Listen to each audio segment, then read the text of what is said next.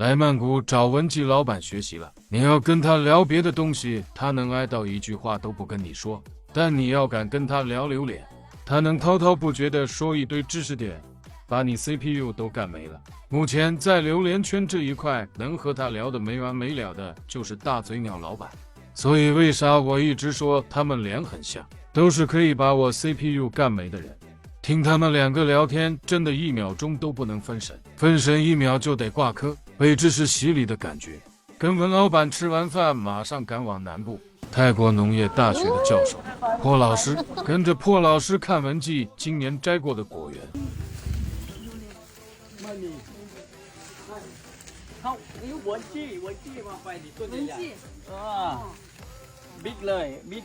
这是这个果园的园主，今年也来海南了。我海南那期给泰国果农尝国产榴莲的视频里就有他。一个人抱不下，你看，50年的老树，好壮的树干，而且它应该打顶了，它没有那么高。不愧是文记优选，虽然天快黑了，但也看得出来树叶又多又亮。果子好不好吃，除了树龄还要看叶片比，因为糖是通过树叶光合作用产生的，树叶越多越健康，果子越好。这个果园的果树真的是肉眼可见的好，越老的树叶子健康的越少见。อย่างเงี้ยนี่ใบแบบนี้他说，如果一般健康的叶子的话， แล้วจับดูมันจะหนาๆหน่อยจับดูจับดูจะหนา有弹性。 ๆจับดูจะหนาๆมันจะมีความหนาอยู่ 一般我们会看到这种จับดูมันจะหนา叶子健康的是很难见到的，很少。哦。他手下的目前的话有1300多个人嘛，农民，然后破老师说他有很多果农资源，很多果农都是他的学生，他可以呼吁他们把果子挂老，把果园管理得更好，种出符合大嘴鸟要求的果子。开始我还奇怪为什么他主动做这件事，直到突然来了很多果农。之前他是这样只卖肥料，然后教怎么种，怎么施肥，怎么用什么肥料。他说他从来没有就是说卖啊或者介绍啊，他从来就是没有销售这边抓，他没有碰过。你跟他说，就是我们的那个，你把好的资源给我们，我们可以给正常收果子更高的价格，让他的客户得到更多的收益。简单来说呢，就是老师有麦克和肥料，一直在教果农怎么把果子种得更好吃、更健康。但是因为有收烂货的工厂，导致很多果农也变得急功近利，不重视质量，使得今年泰国榴莲收果价整体大跳水。他和他那些认真种好果子的学生也深受其害，收果价一度低到果农都要买不起肥料了。所以他和那些好果农现在非常愿意配合大嘴鸟。他的后期可以给我们介绍，然后呢，介绍的果园呢，他就会把这些土壤也好，这些叶子也好，去测了数据给我们，这个果园是怎么样的数据。这样的话可以让这个品质质量提高起来。这些果农今年也深刻地意识到了质量的重要性，他们说以后再也不会配合坏工厂砍嫩，所以他们也很感谢大嘴鸟一直愿意高价收好果子，让他们也能放心坚持品质。会举办一个谁的果型比较好，谁的果肉比较好吃，他也会发奖金的。到时候也可以邀请我们过来参加。是30年以来呢，也是30次，对不对？他们最怕的一个问题就是说，中间人一直都没有对接到工厂。然后呢，他这一次的话，就是很感谢我们这边以后能合作的话，就是跟他们对接的话，就直接跟果农也是非常的开心这种。因为那个这里是果农对吧？对，就是我们想法就是，我们公司呢就大嘴鸟只做优质的榴莲，做优质的榴莲，大家就是努力把优质的果子种出来，然后我们给一个市场最高的价格，你们会特别满意，因为用优质的肥料种出优的果子，你卖不到优质的价格，以后果农就不会再用更多的努力去管好这棵树，结出更美味的榴莲，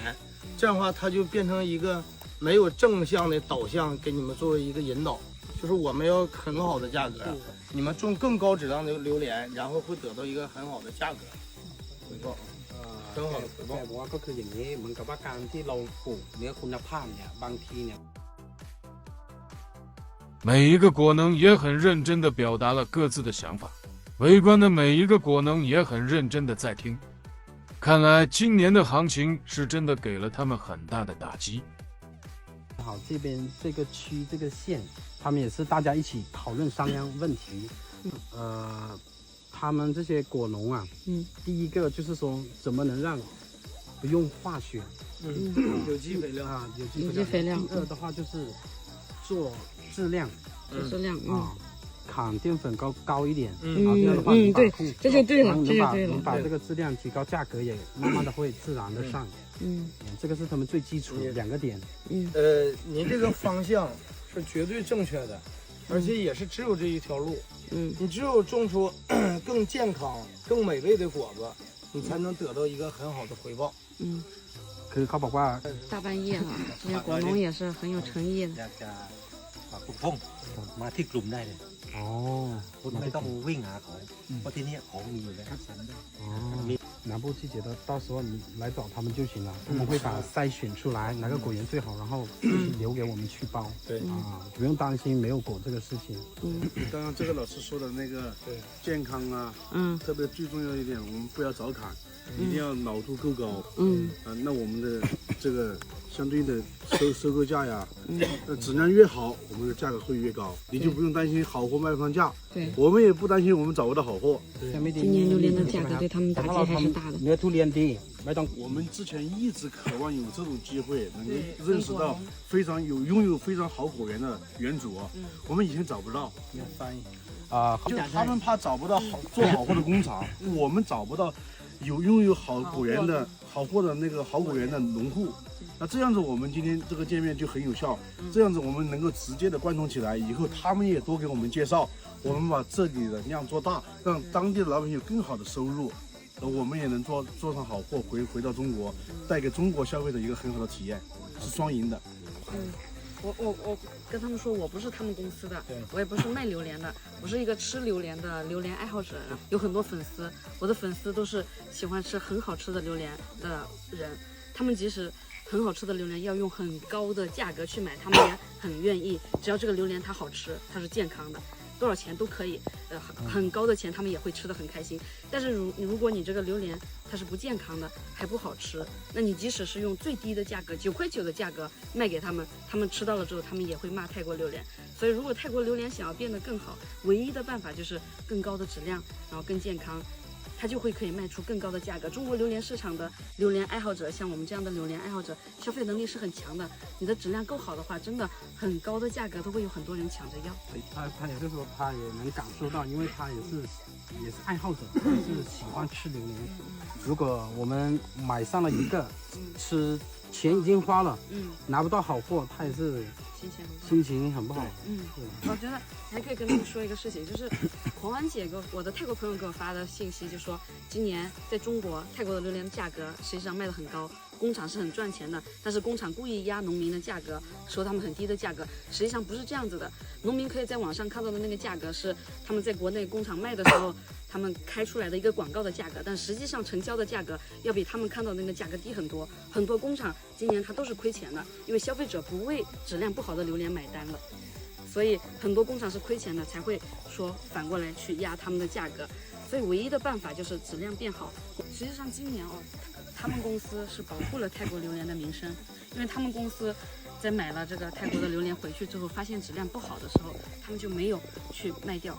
他们就想办法用特殊的方法处理掉，他们自己亏钱。他们一直在保护泰国榴莲的名声，我觉得果农们以后应该要选择这样子会保护泰国榴莲名声的工厂合作，而不是去和那些骗子的工厂合作。因为今年真实在中国发生的事情，就是泰国榴莲的批发的价格在市场上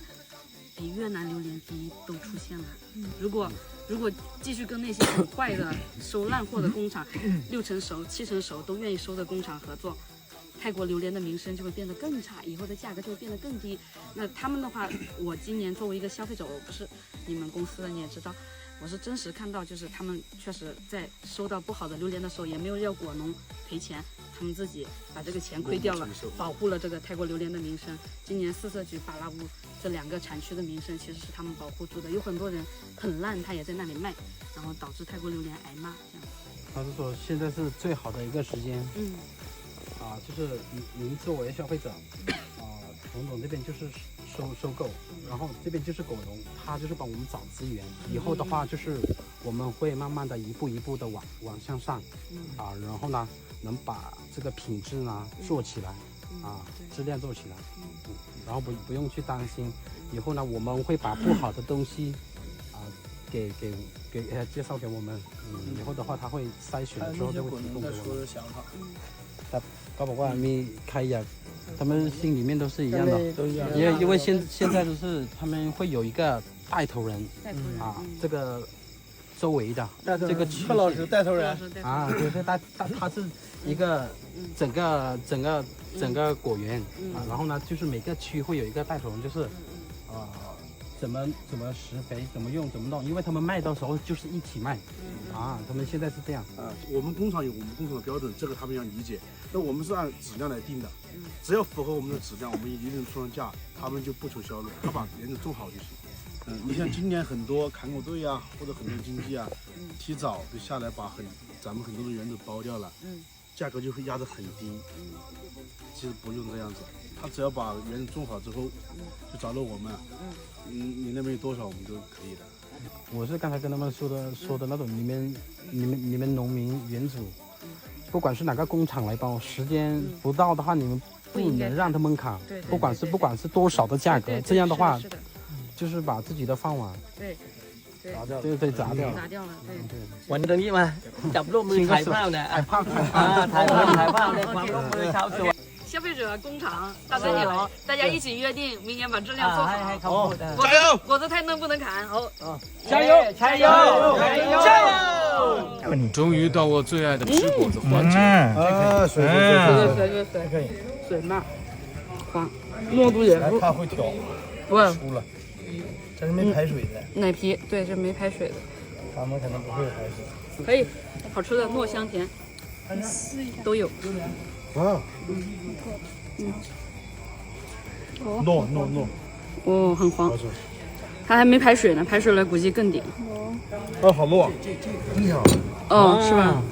没粒没。哦，这是它小果园的，它大果园被文记包了。来，我们吃一下。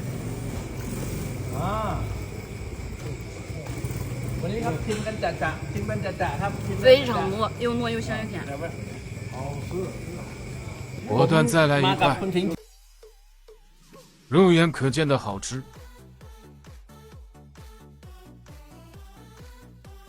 看起来有纤维啊，